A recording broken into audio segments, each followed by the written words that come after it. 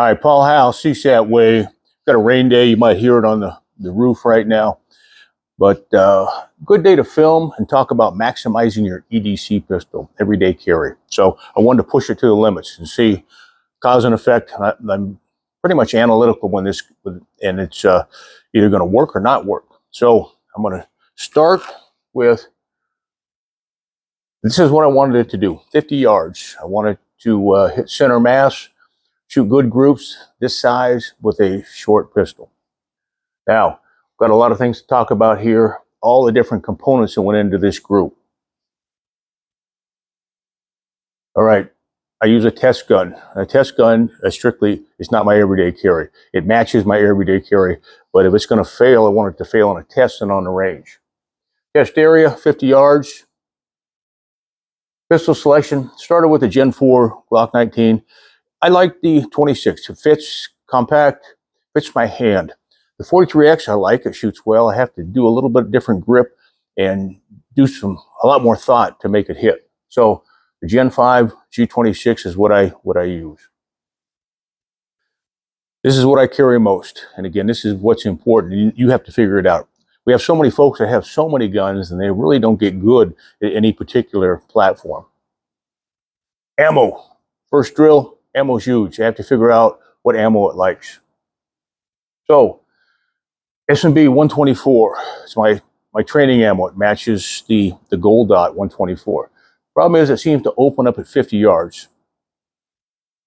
With that, the Gold Dot, it didn't seem to do well for me at 50. What I found is the Federal 9mm gold medal shot best, 147. Now, I was using factory trigger, but I always seem to pull one out. What I did is shot this group 50 yards, minus connector. So we'll talk about triggers, but I've got to talk about grip first. Grip is huge.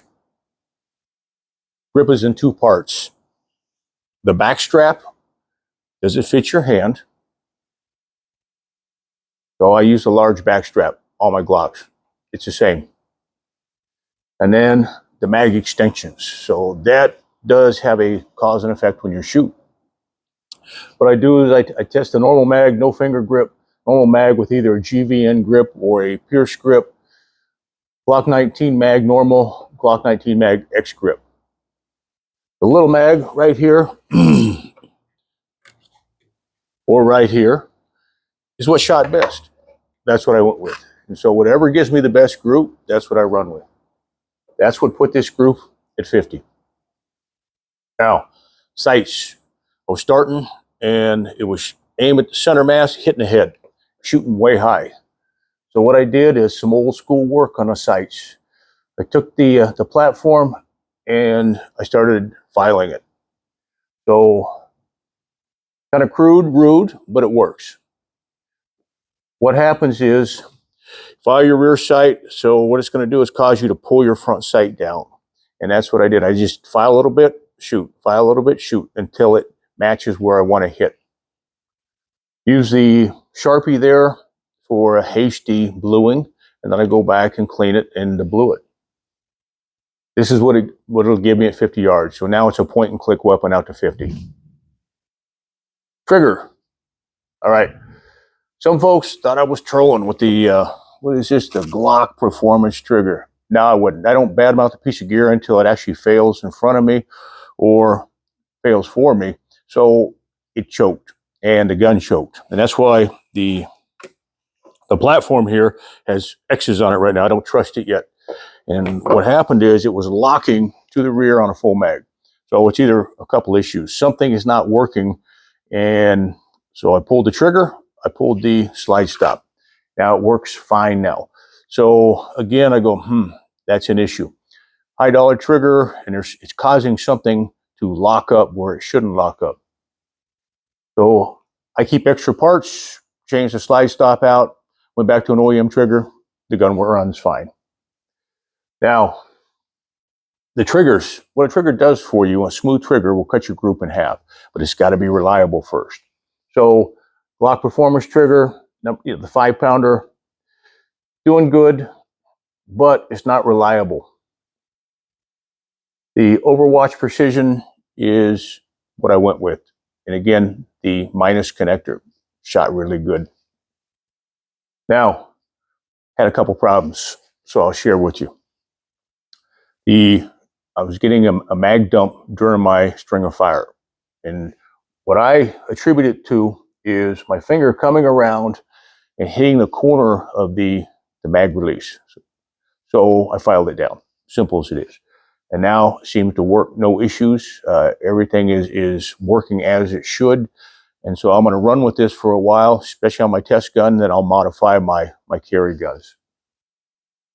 Other thing I was having a problem with was the bevel, because of my angle, the way I grip the gun, and I'm aggressive on it, it tends to pinch my trigger finger right here, inside the trigger guard. So what I do is I take the inside of the trigger guard right there and I bevel it down. And that seems to help me and not get the pinch or a blister or callus.